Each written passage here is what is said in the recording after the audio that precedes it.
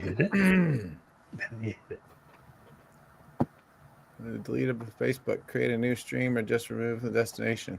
Why didn't it play the video? Here, let's do this real fast.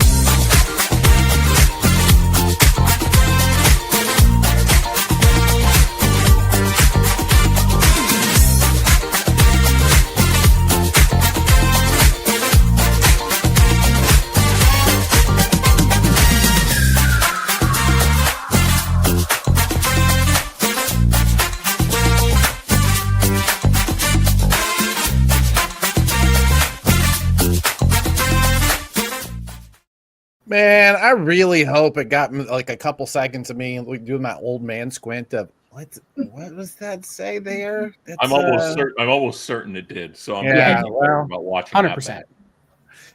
For everyone who is listening and not seeing us, this is Comic Industry Insiders. This is our live show we do every Tuesday at 2 p.m. Eastern. We also come on just a few minutes early to kind of give everybody a chance to file into the room and to give Blake an opportunity to completely freak out over the assets that he's still trying to piece together.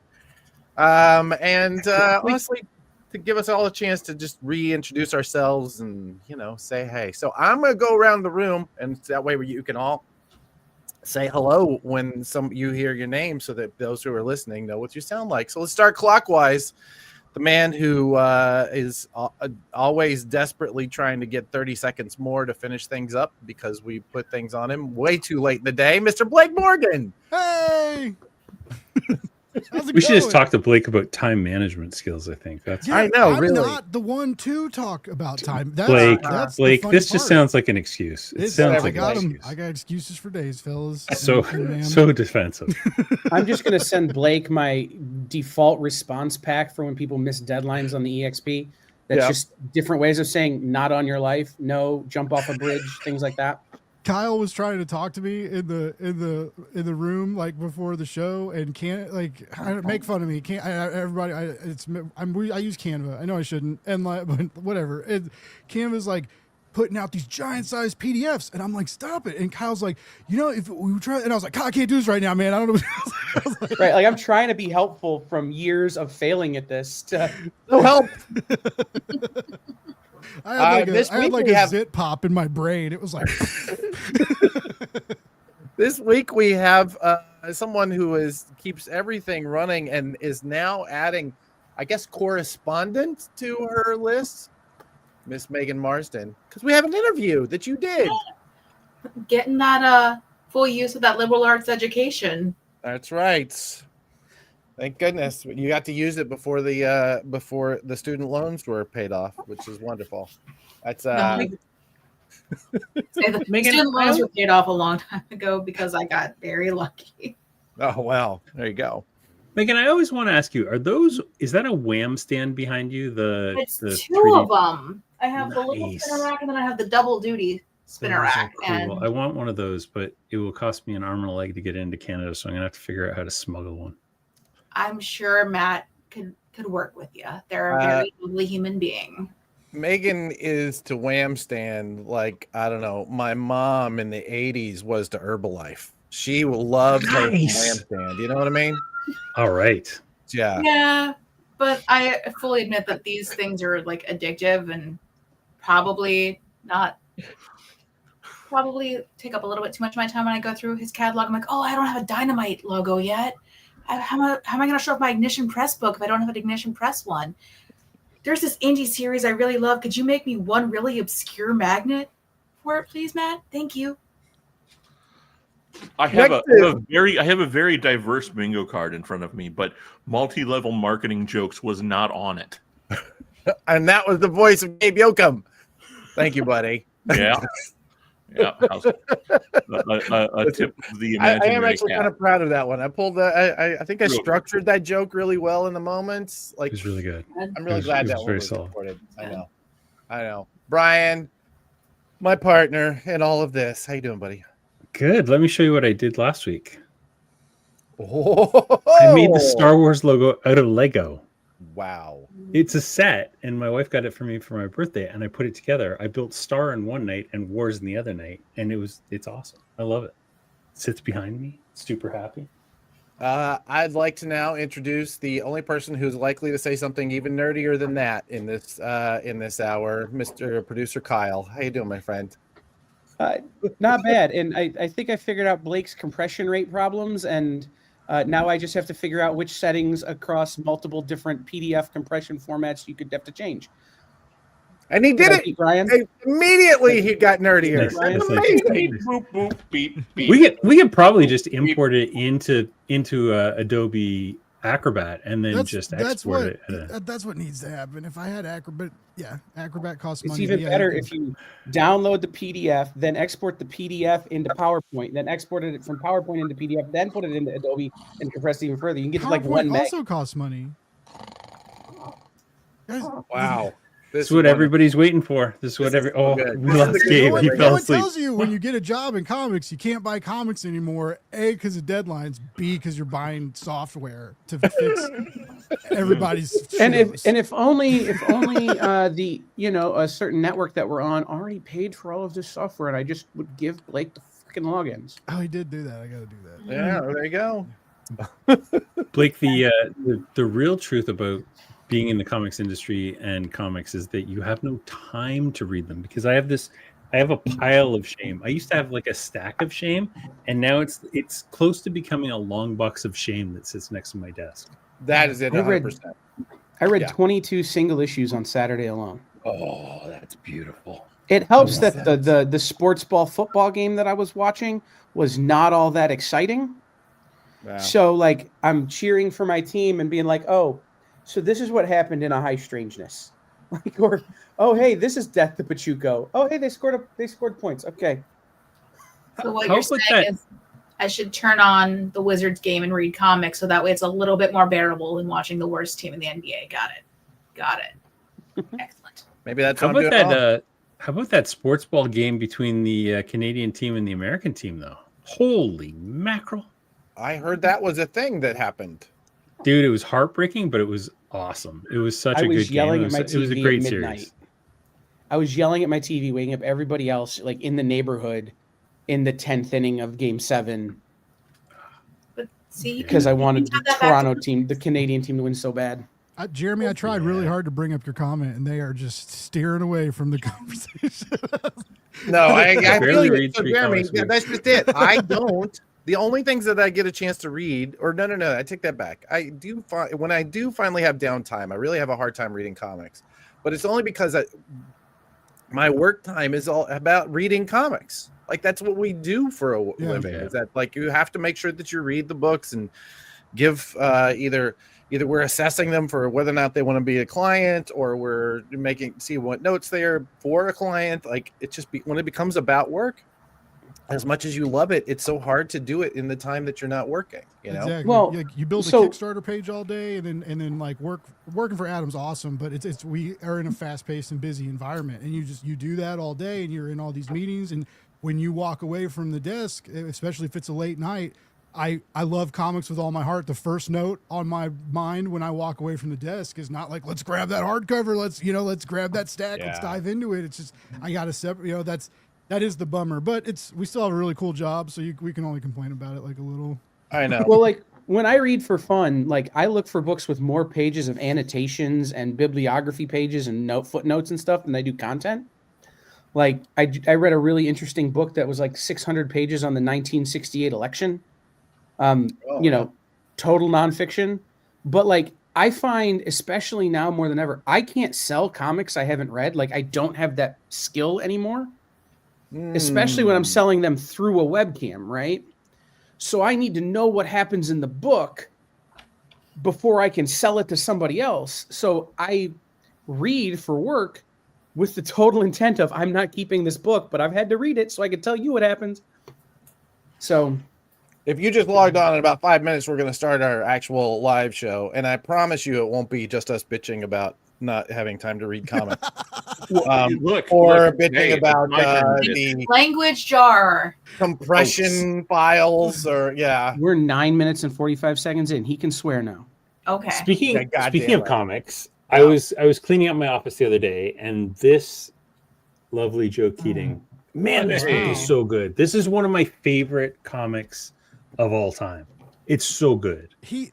I need to read this because every time if we post like a reel with Joe in it, or when we're talking about CTM or someone always pops up and mentions this book, and they're like, "This is one of my favorite books. It's amazing." It's amazing, especially like it was such a. So Glory was just like a Wonder Woman ripoff from Rob Liefeld, but this series is just. It's so full of monsters and spooks and it's so gross and I love it. I love everything about it. It's so good. But have you read this? Wow. And that just came out last week, didn't it? I recognize that cover. Was that from Double Take?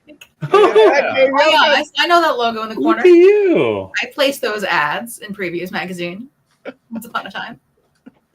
Look at you. Well, Bill was very big on using people that had what he called sort of tradecraft experience, not spy experience, but that book took place in a radio station. I worked in radio for 7 years, and so he gave me a story credit or two. That was fun. Oh, that's so nice. Yeah. See, if you read Probably the only credit you ever got for working in radio. That's outside of the $8.50 an hour. You're absolutely correct.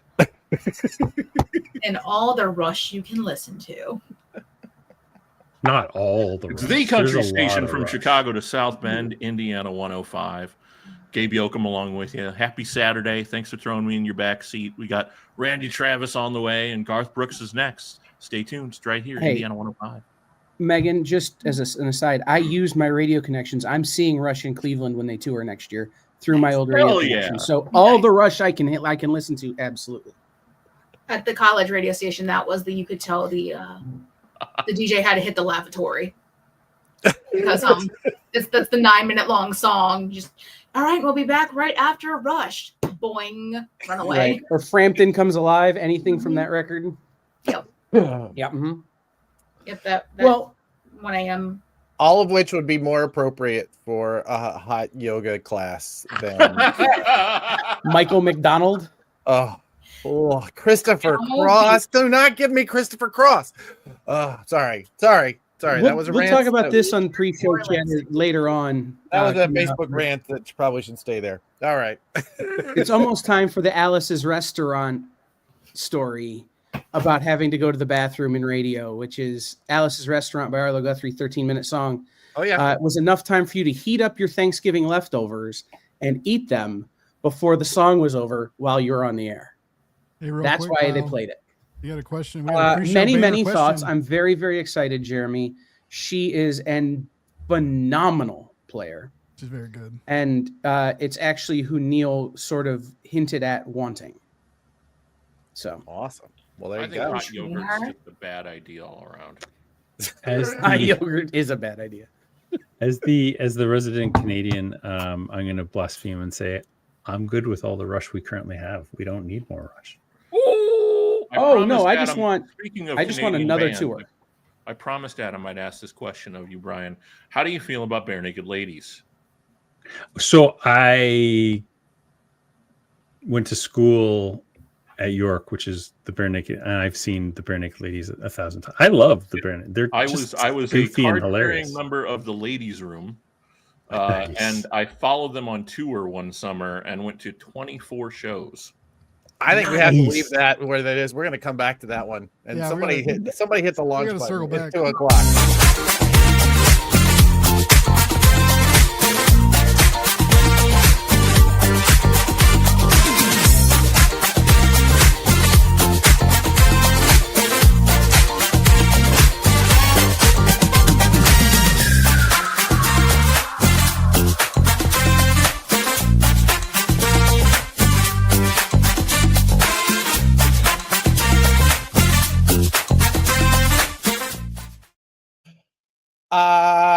I'm sorry. I've just hit with a Bare Naked Ladies admission in our private chat, and I'm going to need a minute to get over that. My name is Adam Freeman.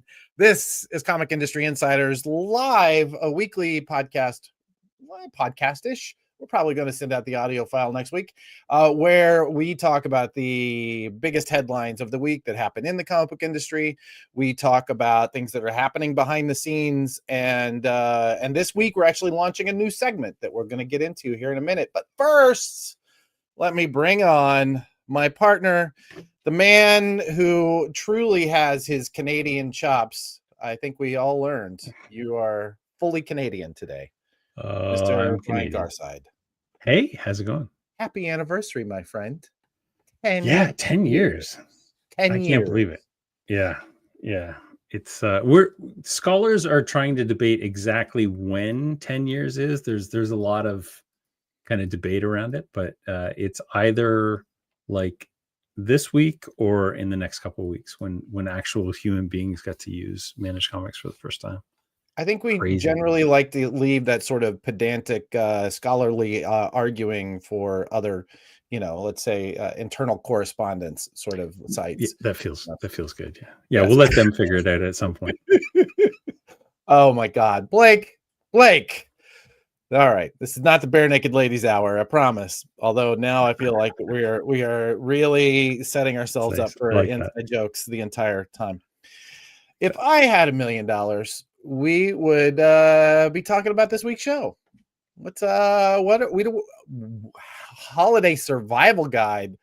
By the way, Blake, world-class slide on this one. This is exactly what a holiday feels like to me. This is there's fires, there's an alien. We're still having to decorate shit, so we decorate the ladder. It's exactly underneath the ladder, which I'm pretty sure is bad luck. Well, that's pretty much, but it's the only place to be safe. Bad luck is the only place to be safe in this economy, That is true. That is scary, but true. Well, bad luck in comics, as we talked about last week, was at least at the comic shops, man. Sales are really up, and I think that this holiday season is going to be a lot of fun for a lot of people. Terribly, terribly interesting. Yeah, for sure. This week, we're going to get into a lot of different stuff. We have our first FOC segment. We have a clip, a little interview that we did with Bink that's coming up. They are the folks that are helping out people who work in comic shops and in bookstores. We have a lot of our regular shtick and a whole lot of new shticks that we're going to be trotting out. But first, shall we talk about the Prana Bullet? I promise this week, if you come here every week, this is the last time we're going to do it twice. So this time I'm only going to do it once. The Prana Bullet. It's a newsletter that we put out every Friday about the comic book industry, where we bring you all of the links that we think are important, the things that are shifting in our industry, and trying to keep you up to date. Every Friday, as soon as Megan gets me guilted completely into doing the essay, we go ahead and send this out, usually by the end of the day every Friday. So if you want, go to pranadm.com and sign up. We'll get you the very next one, or use that QR code, because as I remember testing it, it worked. It's been a little while though, because I'm currently concerned that it won't. Or you could just go to pranadm.com and click on the button that says PRANA, D as in dog, M as in man.com. Dogman. The Dogman generation. There you go. Pranadogman.com. There you go. Thank you, whoever put that into the chat. Let's get into some headlines, my friend. I think it was a weird week in that we had a hard time finding stuff to really talk about here, right? Yeah, it was a quiet week, which is good, and it's to be expected kind of before the you guys have got Thanksgiving, like I can't remember, in 7 weeks or 2 weeks or 8 months. 3 weeks. Third Thursday of the November is when the proper time to have Thanksgiving is. Sorry, they've already started Black Friday sales, so I have no idea when it is anymore. Literally November 1st, Black Friday sales started. I don't get it. Wait for our Black Friday episode. We haven't done one of those yet. We're gonna get into that. That's gonna be fun. Yeah, for sure. Awesome. You know what? We are going to be talking about FOC, in fact. But first, we're going to talk just shortly. I don't want to get too deep into this, but I don't know if you clocked this story, but there was a retailer who was giving out comics in what is called, what are they called now? The like trunk that happens in I don't know. Anyway, Trick or Trunk, I think it was Trick or called. Trunk. That's what it is.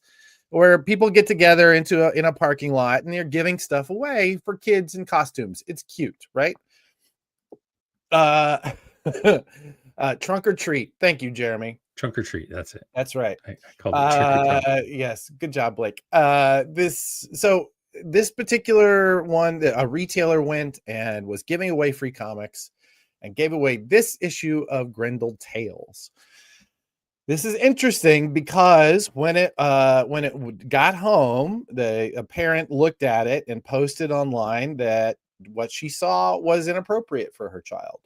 Mhm. And I would say Grendel Tales, I am a huge fan of Grendel. I love Grendel. And I will say that there are many, and I'm a pretty open parent. I would not hand this to my kids. I'm not going to lie, right? But to my mind, and I'd love to hear your thoughts on this, to my mind, what this goes to is the fact that we do not currently have one body who is deciding what is made available for these kinds of events, right? In the past, we relied on people like Diamond to say, here are a bunch of books that we're going to do for Halloween. They're going to be, you'll be able to give them away. There was some refinement. Granted, there were some problems with it, right? But there was always somebody who was saying, yes or no. Nah, yeah, maybe not. And there were sometimes very obvious ones. Megan loves to pull these skeletons out of the closet because she worked there. But there are times when some books would get through that were not appropriate. But for the most part, there was that sort of underlying curation. And we don't have that right now. I got to push back on that because there was a lot of Trick or Read books that were made available this week for this. And it's exactly what you're talking about. I'm actually just stalling while I share my screen because I've got the wrong screen up right now. But yeah, there's a store on AITP about the books that were out this month for Trick or Read. So there was a Spidey Amazing Sprint. They all had very prominent, like I gave away the Spider-Man, Friendly Neighborhood Spider-Man, and the X-Men 97s. They both said T+. So I gave them to some kids that were a little younger, but I read them and they were fine. I also gave some Archie stuff that was actually that may have been Free Comic Book Day, but there's stuff. This dude was just chucking his back issues that he wanted to get rid of to kids. It was a woman. Yeah, sorry. That was arrested. A dude can be a guy or a girl. There you go. Okay, don't gender stereotype me. Oh, I'm not trying to. But I didn't even share my screen, did I? Oh, there we go. Show the stuff. So yeah, there was a bunch of books that were made available through PRH this year, and they all had very obvious ratings on them. So like I said, I grabbed the Friendly Neighborhood Spider-Man and the X-Men 97s. We gave away about 100 of them on Halloween Eve, and then we also gave away a bunch of Free Comic Book Day stuff for littler kids. So we had a bunch of those guys around too. But yeah, like. That's different than just grabbing a bunch of back issues and giving them out to kids. And when you do that, you have to be cognizant of what there is there. All of this goes to moral of the story. Our silent in the chat co-host, Mr. Jeremy Shore. Moral of the story: review the comics you're planning to give away at any event. It's not worth going to jail over. Truly. No. And the fact that we're in a period right now where people can and will be arrested for this kind of thing. We're going through a cultural moment where you have to be careful with that. And that's not a political statement about whether it should or should not be. It's a fact. It's a statement of fact. You could go to jail, as this person has proven to all of us this week. So, 100%. Support the CBLDF. I think we're going to go out to them and see if we can't get them on a show to talk about how to protect your store, how to protect yourself as a publisher in this era. But we're definitely going to be on that because, I mean, as Unknown is pointing out, like, are there any age restrictions on person comics? There's not. There is no body that is governing this for many, many reasons. It's a really interesting question of why that would be so difficult and why it's probably not a good idea, but also what that sort of protection would be. It's a fascinating subject, just on a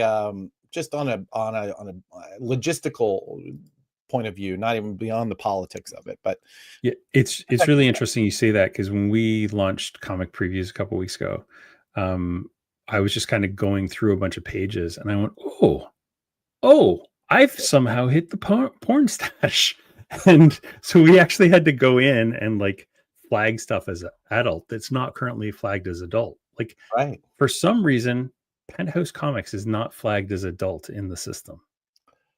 Fascinating. How that would be. Like, I is that don't know. Well, again, that goes back to know metadata being exactly the thing that's going to be our problem. And that can get you in a lot of trouble, especially places like California where there's laws against, what you can and can't show. So, I mean, there's nothing particularly racy, but you never know. Still, you never know. You never want to get yourself into that position. Also, you never want to get yourself into a position where you're making, parenting decisions for other parents. Absolutely. That's always the challenge. I'll tell you though, it's kind of up to you anyway. It was up to you to look at it before your kid got it. That's all I'm saying. Maybe you should. I tabled it on Sunday, and I had the Revival Compendium out. Like, unfortunately, at the edge of the table in the beginning of the morning, and this girl who was like 12 started, maybe 10, started leafing through it, and I'm like, oh god, she's about to get to the disembodied torso. Oh god. And I just went over and I said, hey, can I see that for a second? I got to show this to somebody. And then I took it away and showed it to my son and went, let's not leave that one so close to kids seeing, because that could be very troubling. It's as a retailer, you got to consider where things are sometimes. Exactly. If all this was easy, everybody'd do it, and this is one of the things that makes it a little harder. So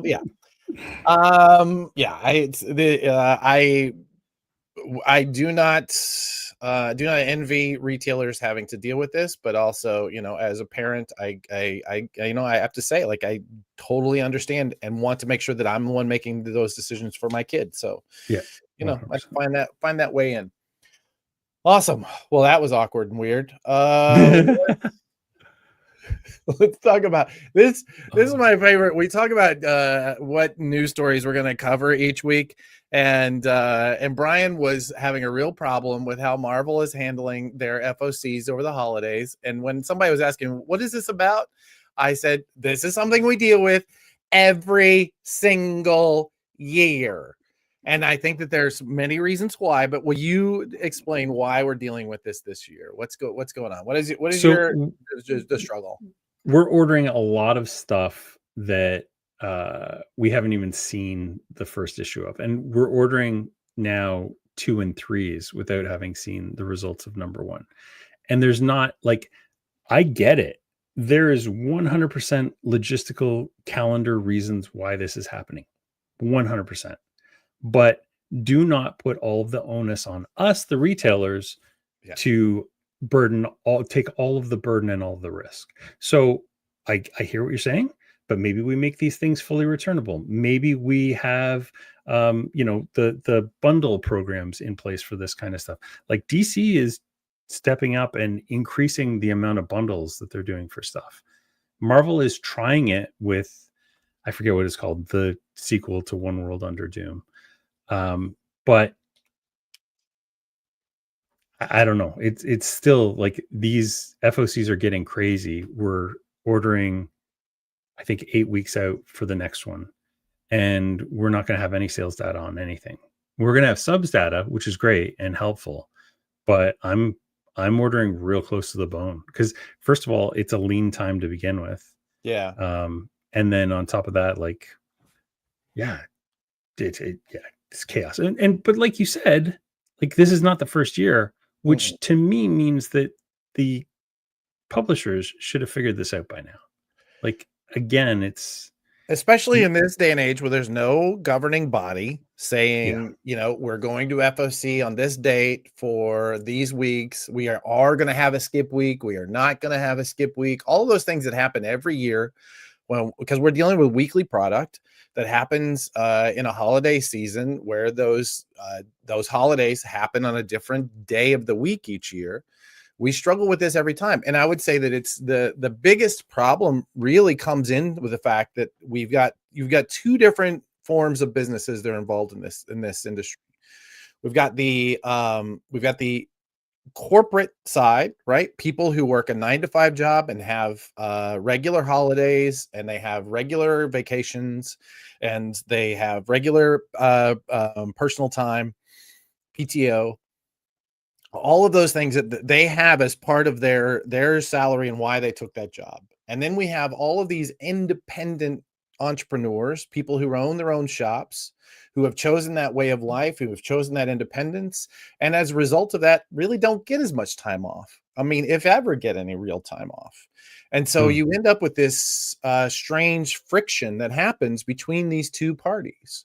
I've had some really fascinating conversations. We're not going to get into it here, but I've had some really fascinating conversations with people about the current Kickstarter. What's the word I'm looking for? The staff of Kickstarter are currently on strike. And one of the pieces of why they're on strike is that they're asking for the 4-hour workday that they've always had to become locked in as policy for new employees. And there's pushback from the corporate side. They're now on strike, and all of these independent companies are being asked to honor that strike or not cross the picket line, or definitely, only work within the bounds of what can be done automated wise. But you end up with this interesting friction where you have these people who are working in a corporate, well, yeah, okay. But again, I do not want to get into the details of why that is or why it shouldn't be. What I think is interesting is the difference between the corporate structure that is necessary for all of these independent businesses and all these independent businesses who don't get that time off. There is no independent publisher out there working a 4-day work week and thinking that they're going to be putting out on a regular basis. I don't know them if they are out there. So I really find it's an interesting dichotomy between these two forces that ends up with these little spaces. So holidays every week become a problem because people who work in a corporate environment, they're going to take most of December off. It's just the way it is. And so they still have to be continually publishing. Whereas the stores are dependent on the weekly product. So they don't get a chance to take those holidays off. It's a fascinating problem. I don't think that there is a good answer for that. But I do think that you're right. And Jeremy is right in talking about overprinting and handling different ways of handling these things. It as a publisher, it's coming. You need to have some sort of plan in place, and then maybe you go back in January and you fix it. Yeah, I'd love to tap on this because that is definitely one way that we could solve some of this. Like the publishers should overprint on these things so that we can go back and order more. Because again, the majority of the risk is now that if you don't get your ordering right, like, man, the number of times that I've had shortages or damages that don't get filled by one of the two big distributors is stunning. Like, I would say 20%. And their response is, oh, sorry, there'll be a second printing soon. Well, that's not good enough. You guys literally jammed something into a box, and I'm expected to, don't get me started.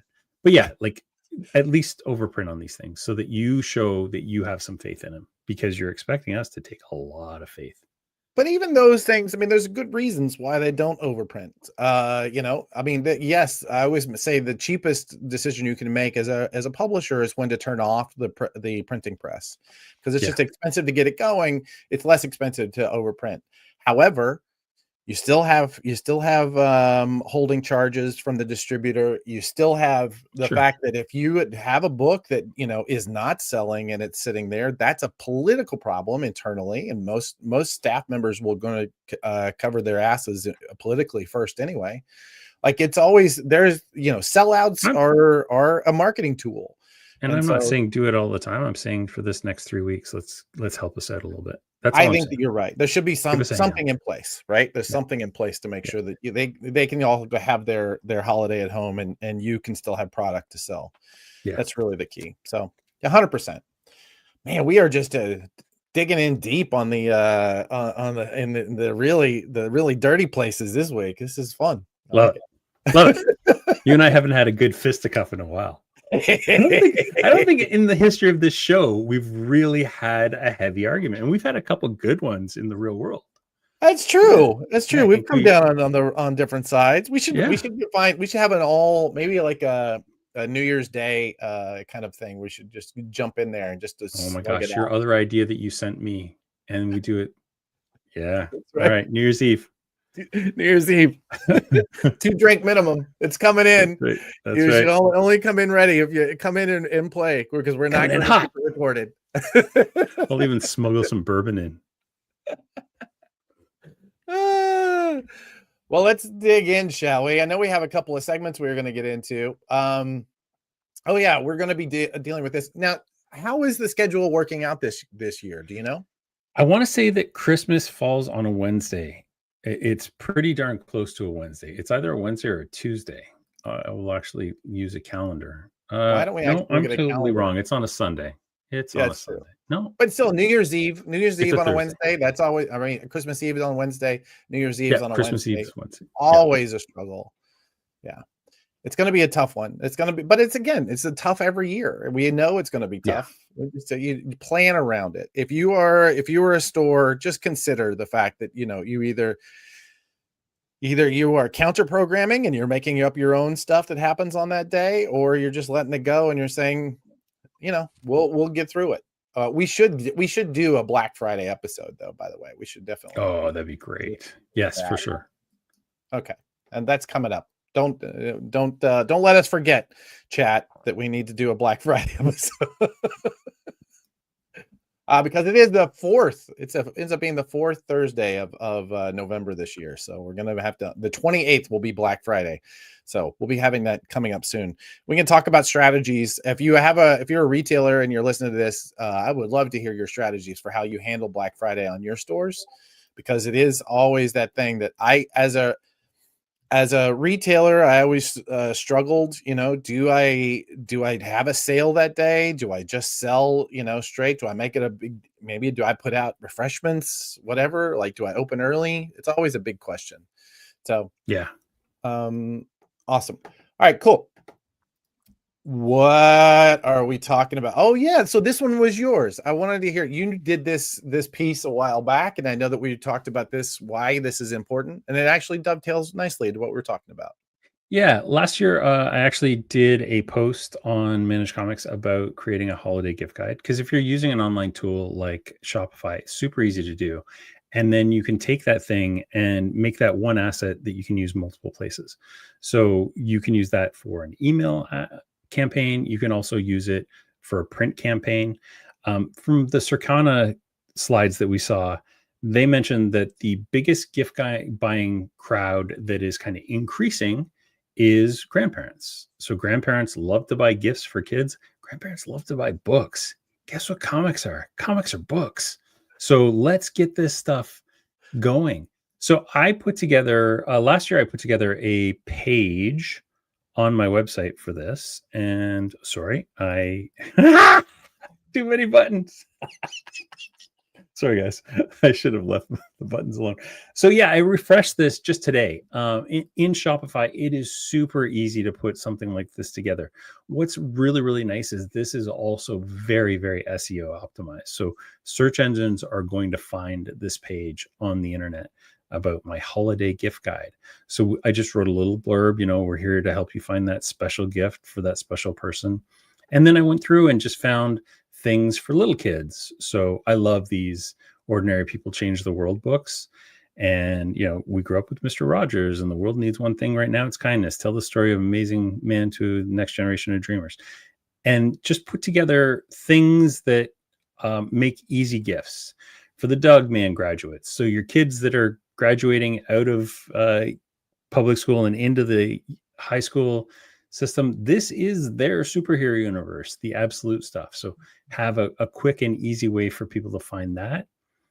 80s cartoon kid, we've got some G.I. Joe and Energon stuff. And then I added just a bunch of toys that we have and games at the end.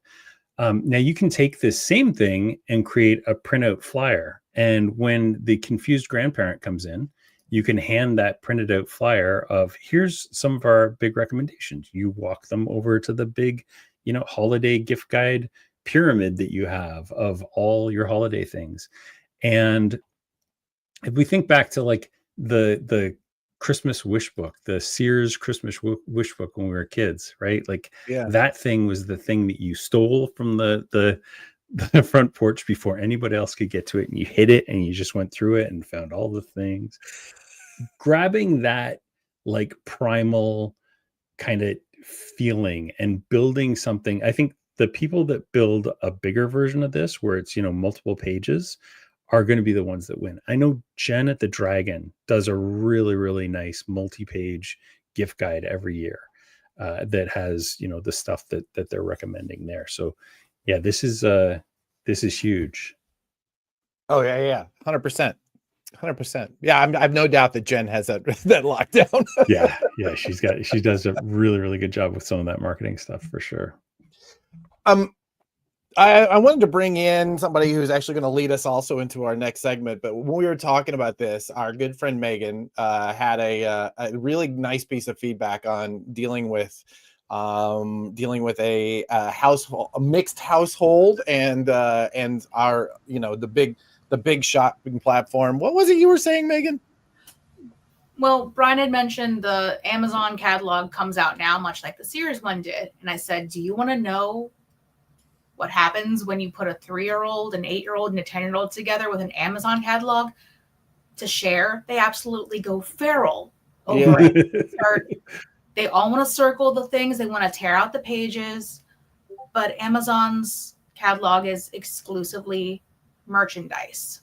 What better way than to show off what your unique shopping experience is at your store than like Brian's lists with the adorable Brad Meltzer, Chris Eliopoulos books, which starts baby nerd and goes up, because then they can one day they will get into crisis events with Brad Meltzer and stuff. And exactly.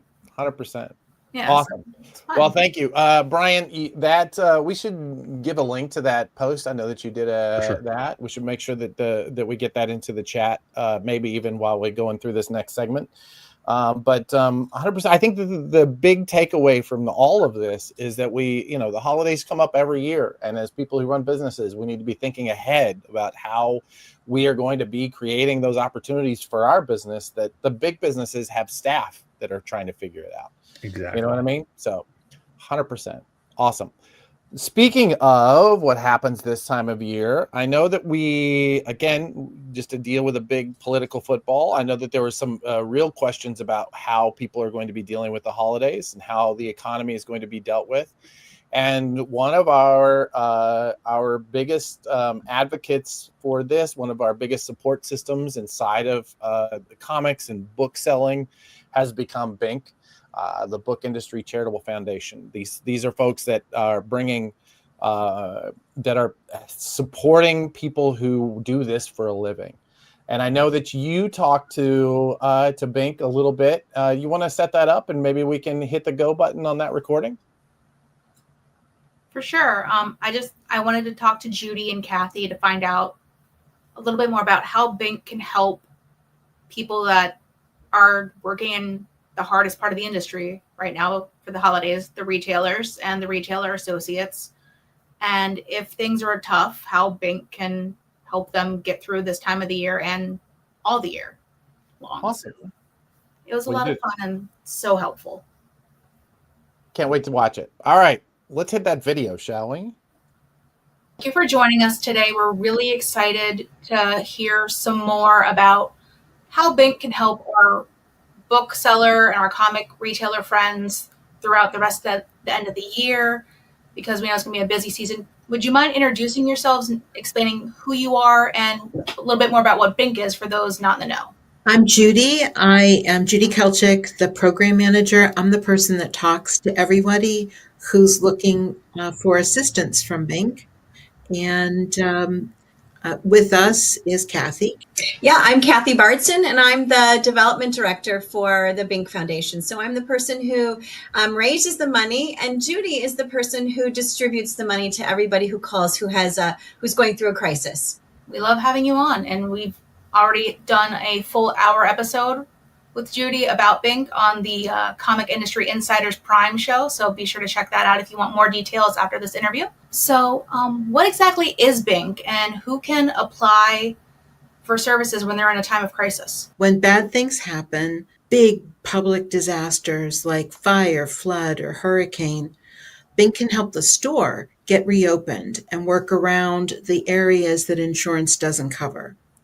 But for every really big, showy disaster that you hear, we have 8 private disasters that come in. And those are things like medical or housing insecurity. They can be a loss of a job. And there's probably the best way I can explain is it's free. You don't pay taxes on the grants, and you don't have to pay them back because they are grants. Bink pays the people expecting money in the disaster so that it's clean and you don't have to worry about it. We take care of all of it for you. As long as you work in a book or a comic shop, a real physical one, brick and mortar, I like to call it, as long as you work there for at least 90 days, you qualify. You don't have to join anything. It can be the owner. It can be the newest part-time person. There's no minimum hours requirement. Just reach out. We can help you. This isn't something where somebody who might be embarrassed to tell their boss they're going through a crisis has to go and get permission for first. Like you said, just 90 days employment? Absolutely. We qualify that by seeing, I'll ask you for a paycheck stub. That way I don't need to make a phone call. If there is a different method of payment, then I would have to ask for a supervisor to vouch for you, but we do it all privately. And as a matter of fact, you don't get transferred around to a bunch of people.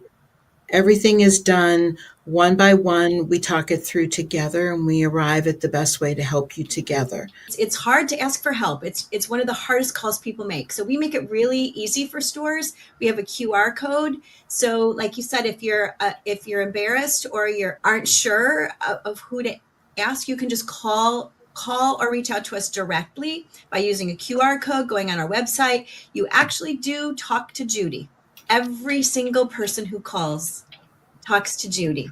Last year, that was over 416 people. They're in the thick of it, and Judy can calmly walk them through every step of the way for the crisis that they are facing, which is really quite amazing. And she's remarkable at it. That is so amazing to hear, especially because I think the winter holiday season can be particularly challenging for some people for a variety of reasons, especially for people who are on the front lines servicing those who are trying to make the holidays better, like the retail team members. Does Bink offer any sort of mental health services for those having a rough time during the holidays? Yes, we do. We offer free access to BetterHelp. That's probably the best one that's known. You don't need to demonstrate any financial need. You just want to try it. I recommend it to people when we talk because it's really nice to have somebody you don't see every day that you can talk things through with. And we do that not only for the employees and the owners, we will do it for their families as well, because we know that when a crisis happens or when somebody's coping with doubt, depression, anger, hopelessness, it affects everybody around them. So as long as if they want it and anybody in their family 13 or older, we can give them access to it too. Bing covers all the costs. They get 4 sessions. They have 6 months to use it. And if it's doing well for them and money gets in the way with them continuing, they just give me a call and we work something out. And in fact, we can also, if something happens in a store that affects the whole entire staff, Judy can arrange for a person to go to the store and help all the store members. So say there's a death of somebody in the store, or there's violence or threats against the store, which is happening more and more. Judy can work with the store manager, the store owner, and help provide access to support that way as well. Yeah, we'll get somebody local. Again, people experiencing things all at the same time can lead to trauma, and they can heal from trauma together. So we cover that too. Right now, I feel with food insecurity, with the holiday seasons, every month there's an elaborate meal planned. Is food insecurity something that Bink can help provide grants for? Yes-ish. We have a lot of wraparound services. For instance, if you take a look at our website or our social, you can see that we're talking about Feeding America to help people find a local food bank. Because Bink pays the people expecting money from the grantee, it's difficult for us to find, like, pay a grocery store for them, right? So doing it directly and buying the food for them isn't something that we're really able to do on a national level because we help people in all 50 states and the US territories. However, we could assist, like I said, things like that. Food insecurity doesn't always happen in a vacuum. We could cover a different bill that would then free up the money for them to buy it themselves locally at the best place for them and the best amounts for them. I am getting questions, do I pay the rent this month or do I get groceries? Do I go to the doctor? Do I go to the dentist and get a cracked tooth done? Or do I keep the lights on? Those circumstances we can help and cover the essential expenses like rent, mortgage, utilities, and in some cases, other medical bills even. And that way, that allows the income that you do have, get you back on track. We can help once within a 12-month period. And our real aim is to get people restored to some equal footing financially. And Judy can also provide resources locally for folks to find food and their food banks. It's findhelp.org, and you can find resources both locally and nationally, much more than you can find on a Google search. And it really gives people the control of the situation when they feel helpless. So I just want to thank you for your time for coming out today. If somebody is lucky enough to not need Bing services, but they want to help their fellow comic fan, comic retailer, bookshop employee, how can we do that? Are there monthly donations? Is there merchandise? What can we do? Well, Megan, I'm so glad you asked, the fundraising director.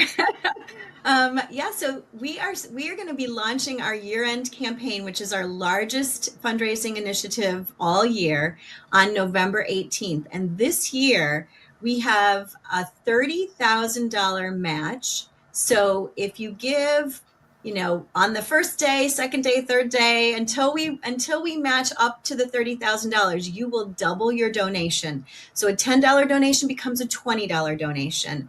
And this is, we're so grateful because this is our good partners, Penguin Random House, Adventure Keen, and HarperCollins collectively are providing our largest matching gift for the year-end campaign.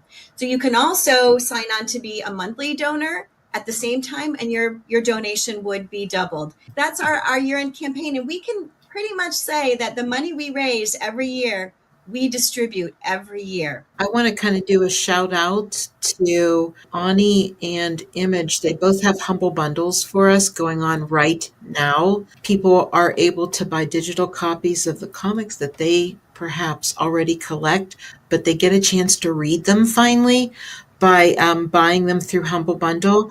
And we get a donation from that purchase. It's a hugely successful way to support Bink, and especially this time of year, it's an economical way to get stuff for yourself and as gifts. So it's a really great way to make a purchase to help us. That's great. Thank you so much. And where can we find you or Bink online? Yeah, so if you want to make a donation, you go to binkfoundation.org. And it's BINC foundation.org. And at the top of the page, there's also a place that says get help or need help. And you can do that. You can also email me. My name is spelled funny, but it's on the screen, JUDEY at binkfoundation.org.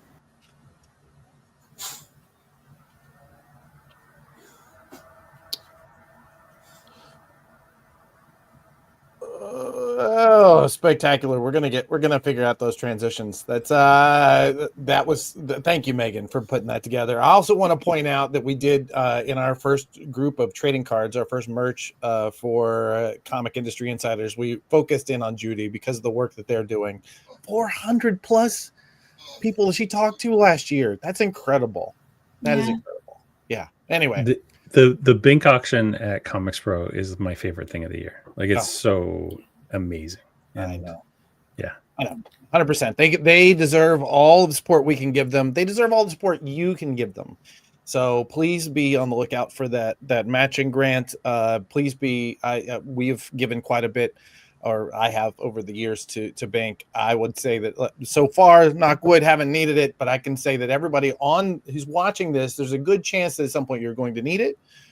In which case, when you don't need it, now is the time to contribute, because we are in this together, and we appreciate all the support they gave us. Thank you, Megan, for doing that. That's big deal. Correspondent now, Megan Marsden. Add it to the business card. Awesome. Thank you. All right. Let's bring up our what we have a brand new segment. Don't we have a oh wait, are we doing something? Oh yes, that's right. Let's bring to the stage Mr. Keith Davidson. Whoa, I see too many buttons. Don't push buttons. Pushing buttons. We can't I know. push buttons. I'm not allowed. Hey buddy, welcome aboard.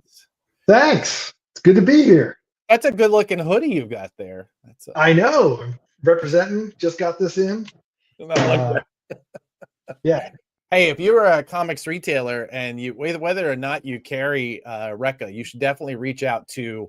All right, I just saw somebody's little snide comment about things I overspend on at the Bink auction. If you are a comics retailer, and whether you carry Recca or not, you should be reaching out to Keith, because he has your hookup on those incredible hoodies, don't you? Yeah, happy to send them out. Yep. I don't know how many. Really? Oh yeah, well, I know. We might even be able to get them across the border. We'll see. I don't know. Hey, you guys got a hat across the border. So that's right, we did. Okay. There you go. I love it. Awesome. Keith, what do we have up on FOC this week, my friend? Sure. In the debut of our final cut segment, I'm going to be talking with Fred Van Lente about our upcoming issues, or issue number 8 of The Future Is. The Future Is F, or The Future Is blank, or whatever you would like to call it. And also The Future Is trade paperback. It's a compact size, 288-page, ginormous book for only $9.99. So these are things that are on FOC this coming week. And in order to support them, we started a new segment called The Final Cut, and I got a chance to talk with the writer of the series about all kinds of things. If people don't know, the writer of The Future Is Fred Van Lente. I'm going to give a little bio here because I don't want to miss anything. But Fred is the New York Times best-selling, multiple Harvey and Ringo Award-nominated writer of comics, including Marvel Zombies, G.I. Joe, The Amazing Spider-Man, Archer and Armstrong, and many more. His original graphic novel, Cowboys and Aliens, was made into the feature film. His nonfiction comics, Action Philosophers and Action Presidents, have won awards from the American Libraries Association and the Theodore Roosevelt Association. So I had an opportunity to talk with Fred about all kinds of different things, about what we have going on in the book, starting with issue number 8, and his feelings on just, collecting it in trade. Awesome. Well, let's jump straight in then. Let's take it out. Cool. Hello, Keith. So we're here to talk about The Future Is, the monthly sci-fi comic book from Recca Comics. How would you describe the story of The Future Is? What's it all about? So The Future is kind of the pitch that we've settled on. Mission Impossible meets Black Mirror. You have a bunch of hackers, or freebooters as they're called, working in a future where basically the government as we know it doesn't really exist. Mega corporations and tech bros run everything. You don't have rights anymore. You have terms of service. But this band, known as the Black Mountain Band, led by the mysterious Wheeler, who you see Paul Pope is drawn on my t-shirt, goes and helps out people out of technological nightmares. A retailer called it Black Mirror but hopeful, and I really like that description, so I'm stealing it and using it quite a bit. Now the series is called The Future Is, with 6 asterisks afterwards. So naturally, the assumption might be that the phrase is "the future is effed." I can't get my wife to refer to it any other way. Why don't you tell us a little bit about the open-ended nature of that title, though? So one of the things that Jason Blanchard, one of the main guys over at Recca, wants to do, he's often said, is to get hackers into comics and comics into comic shops and comic shops, into hacking. And one of the ways we do that is every unique issue of The Future has what is called in the InfoSec world these CTF challenges, these capture the flag challenges. And there's a bunch of them, and they are unique to, my understanding is they are unique to the individual issues. So it is sort of penalizing trade waiters to a certain degree, because if you don't get the individual issues, you're going to miss out on those CTF challenges. One of the CTF challenges that happens every issue is there's a different 6 character code that is what the asterisks actually stand for. So you can call it The Future is Effed, but technically every issue, The Future is something else. The publisher Recca Comics, which for people that don't know is hacker spelled backwards, is the comics publishing division of Black Hills Information Security. And The Future is meant to bridge a gap between the huge cybersecurity community and the comics community. And that's something that you effectively tackle in the narrative itself, delivering a story that speaks both to the hacker community while also being accessible to comic readers. How do you walk that fine line with your storytelling? Well, I've got Jason to lean on, Jason Blanchard and John Strand, the founder of Black Hills and another co-owner of Recca, co-founder of Recca, and they are both.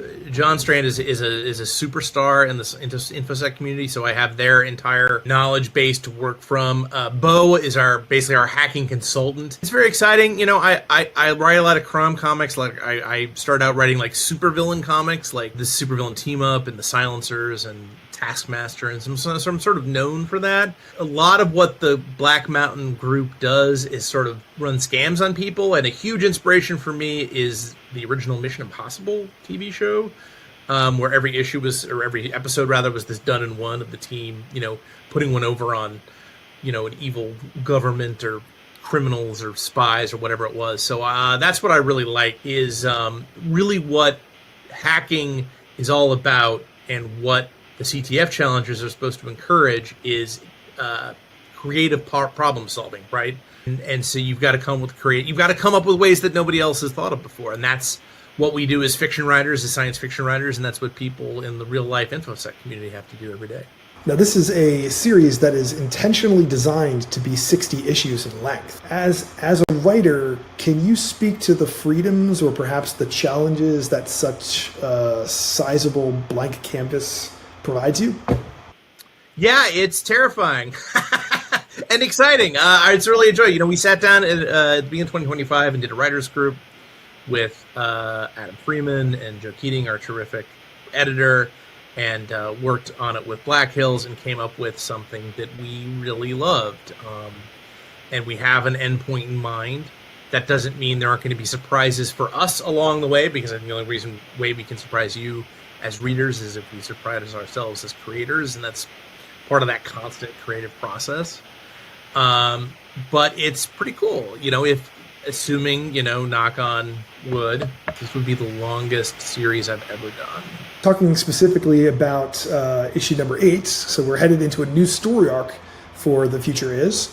What will the rebellious Black Mountain freebooters face in this next adventure? And what can you tell us about the villain? Well, what's exciting about this storyline is that up until this point in the series, we've seen the Black Mountain crew be on offense. They've been going after bad actors.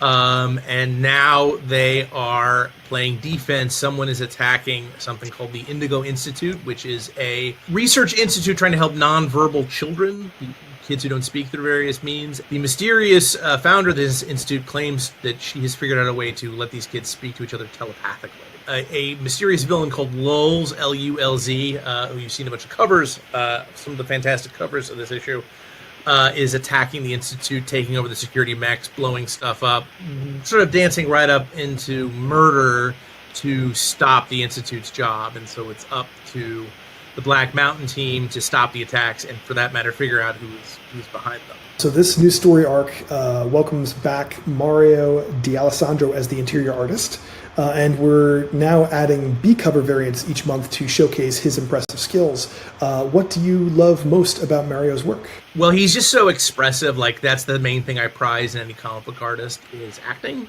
And he's fantastic at it. Both Ennio Buffy, our other regular artist, and Mario are both terrific at that. So it's just a huge joy. It's one of the most rewarding things you can do as a comic book artist is sort of work with someone you're not familiar with and see them grow. And I've just seen Mario grow. His first issue of TFI, I think, was 3, which was the Eli Origin issue. And that was fantastic. And he just keeps getting better and better. And this whole arc just looks fantastic. He's about halfway done with it already. And what I've seen so far is just spectacular. Joe and I are often like verklempt that we're worried that Marvel and DC are going to poach our artists at any moment. But that's just how good they are. And that's just, you can't keep them locked in a box. Day and date with the release of The Future Is #8, Rebecca Comics is releasing a 288-page trade paperback of issues 1 through 7, which is printed in the very popular compact size and priced only at $9.99, which should be a very appealing introduction to the series for fans. What would you say to new readers coming aboard for the first time? You're in for a hell of a ride. The trade encompasses the first, like you said, the first 7 issues, but the first issue, like I said, was about 4 issues. So really, it's almost a year's worth of material between 2 covers, and it's really 2 storylines. The first one is a heist they have to pull on the moon, at a casino at the moon, which was our first issue.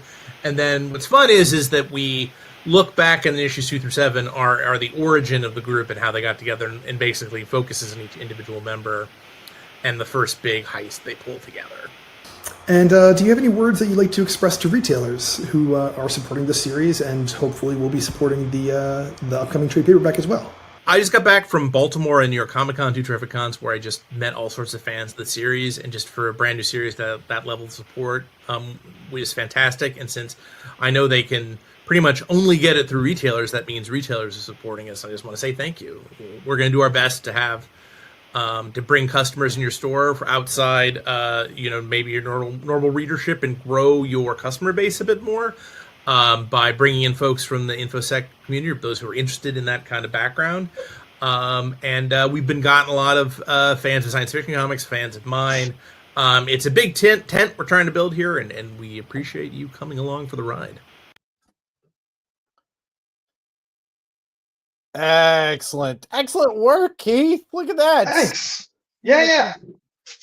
It's always fun to talk to Fred. He's just a charismatic guy. I've worked with him for years, and so I just love being able to talk comics with them, and this book in particular. So we have a slide up right now that shows the product codes for through Lunar. One thing I should point out is that for issue #8, we're offering cover A by Jay Lee, a cover B by the interior artist Mario D'Alessandro, and then we have a 10-copy bundle, which is priced for retailers at only $10 for the whole bundle of 10. So that's $1 your cost per book. There's no buy-in, there's no hoops to jump through. So yeah, buy it. If you get that pack, you can try and sell them all, make some money. We've heard of one retailer who's just using them as a free gift with purchase. So buy the trade paperback, and then they get a free issue #8, and that gets them primed up for the rest of the series. So yeah, retailers can use this in a variety of different innovative ways to get people on board.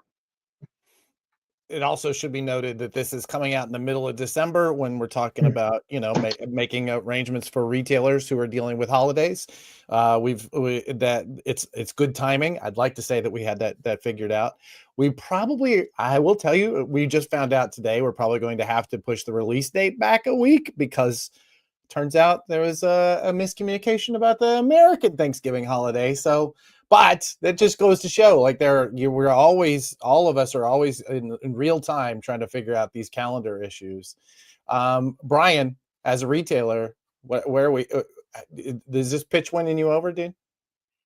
Yeah, I've supported the crap out of this book since day one, and a lot of my customers are in the tech industry, and so they love this kind of stuff just because it speaks to them. So yeah, this is a winner for me. I think we've got about, with 130 customers, I think about 10% of them right now. I think 12, 13 subscribers to Future Is, which is pretty good for something like this. So yeah, I love Absolutely. it. Awesome. Well, I will take all of that from both of you. I appreciate you, Jeremy and Thanks, Jeremy. Brian, for your support of this.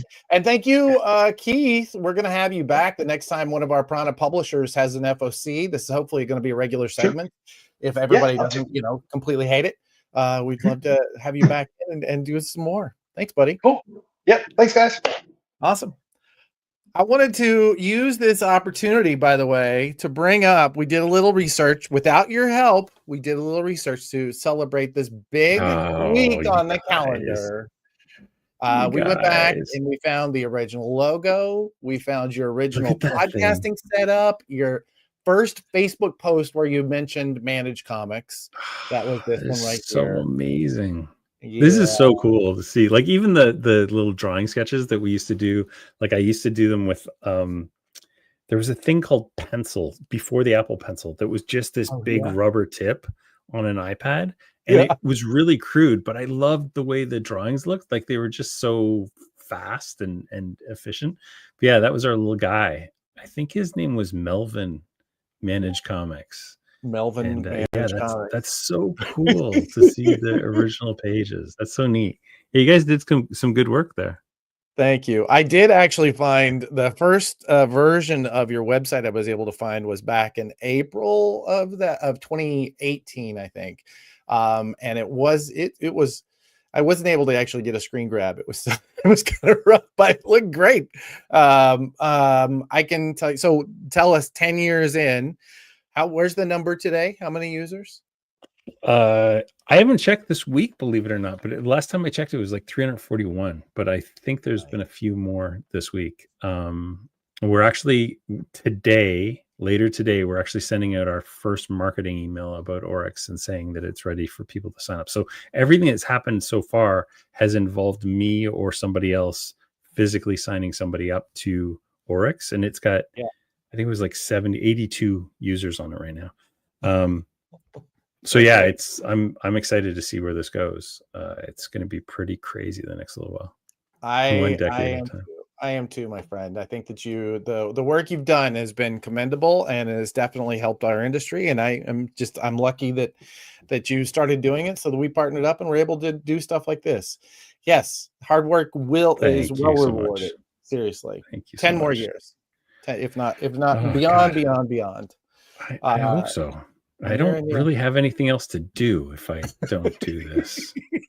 I don't know what I would do. It's a common theme for us. My wife said that to me the other day. She's like, if you didn't do Managed Comics, what would you do? And I was like, I don't know. Dig ditches. I like digging. That might be fun. What is next for Manage? Well, so we're going to take like 2 weeks to just do some quality of life updates. And then we're going to dive back into comic previews. We're really, really far along in comic previews. But I need a little break to not focus on that for a little while. Actually, I need to focus on it while my team doesn't work on it, because I have to be like 2 weeks ahead of them. So we're going to take a week or two for them to do some other stuff. And I'm going to get back into the customer facing portal for comic previews, I'm excited about that. It's been fun, like reinventing the way that a pull list is done and looking at it from like, as a fan, what are the tools that I would want? And then as a retailer, what are the tools that I want to use with those tools? Yeah. Then I got to talk to some publishers about what tools they would want, because that's all part of the plan. Well, if you know any publishers, Adam. I've met a couple. A Recca or two that, or maybe a Prana. I don't know. if you know it. Well, we're always, us. We're always hungry for more data. Yes, 100%. Yeah, for sure. And I think there's going to be some like really, really fascinating data. Like I said the other day, we have 65,000 end users who are pushing through $84 million worth of subscriptions a year.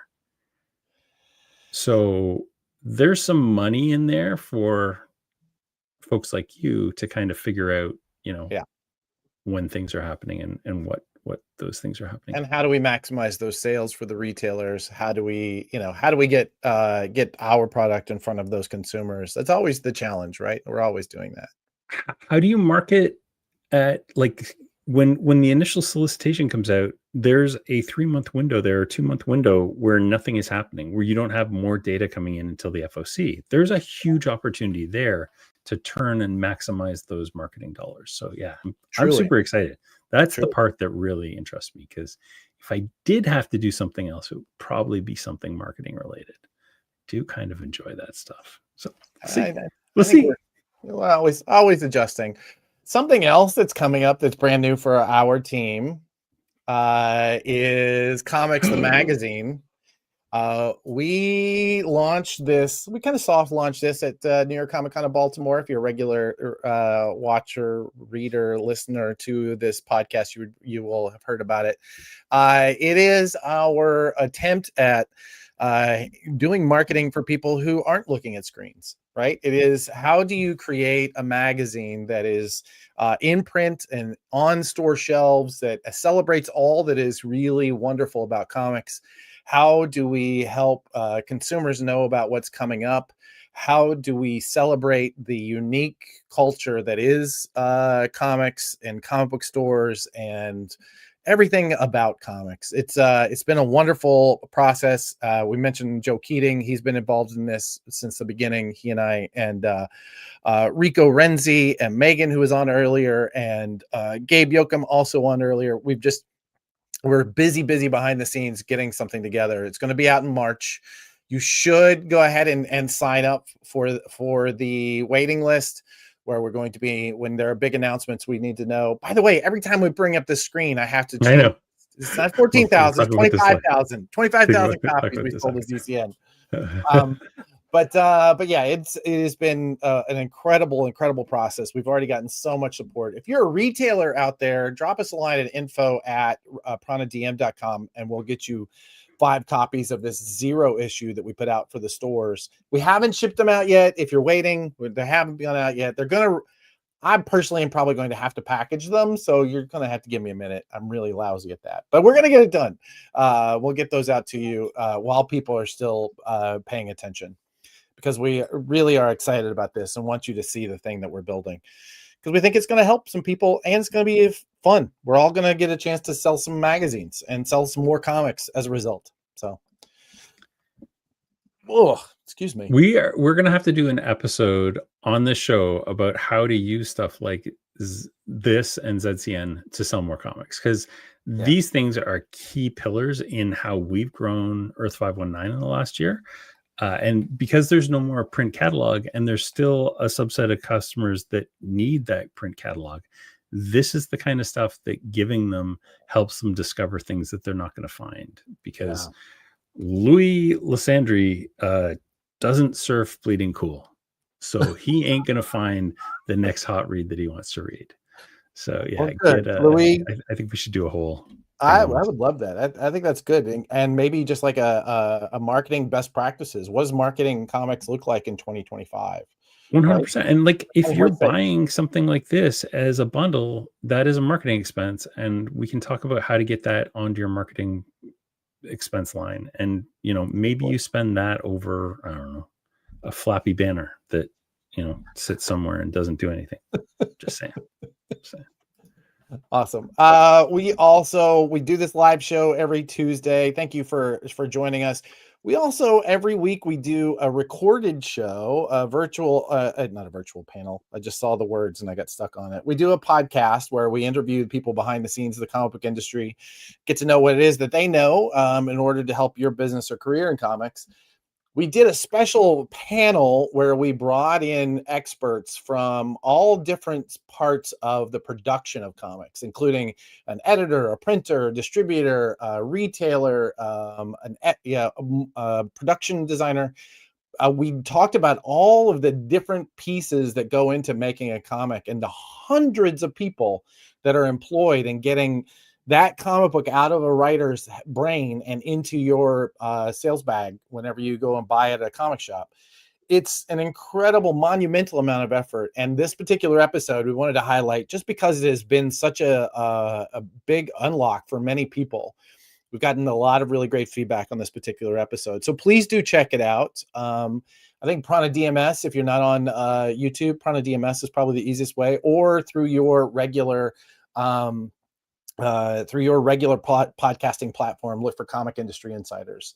This was a joy to do. And we have a new panel coming up on Thursday where we talk about bestseller data and how useful it is. So including our good friends Django and Jeff are on that one. Wait, I wasn't on that panel. Well, let's go back in time and get you on it. We'll cut you in. We'll cut you in now. We'll just have you at the very end going, yeah, or something. I love it. Look at that. It's updated. 25,000. Oh, look at that. That's what we do here. Maybe that's what I'll do. I'll do websites. Oh, wow. I didn't know you did websites. Occasionally. All right. I think we went over, but not by as much as I thought we were going to. That's good. Awesome. I think we're done, man. Is there anything else? Where do people catch up with you? Why, or did we already cover that? Am I just doing the call? Find me on at Manage Comics anywhere in the world or managecomics.com. Awesome. Well, my name is Adam. This has been Comic Industry Insiders. If you're interested in the work that we do with Prana, it's pranadm.com or comicsthemagazine.com. This is the point. I actually am getting really to enjoy this particular part of the show where I get to say, if you are buying comics, if you're reading comics, if you are selling comics, if you're distributing them, if you're writing them, if you're drawing them, if you are publishing them, we want to thank you because this week you saved comics, and that's something to be proud of. Be worth being proud of. I don't know. I think we could probably turn this off now. Go forth and save comics, people.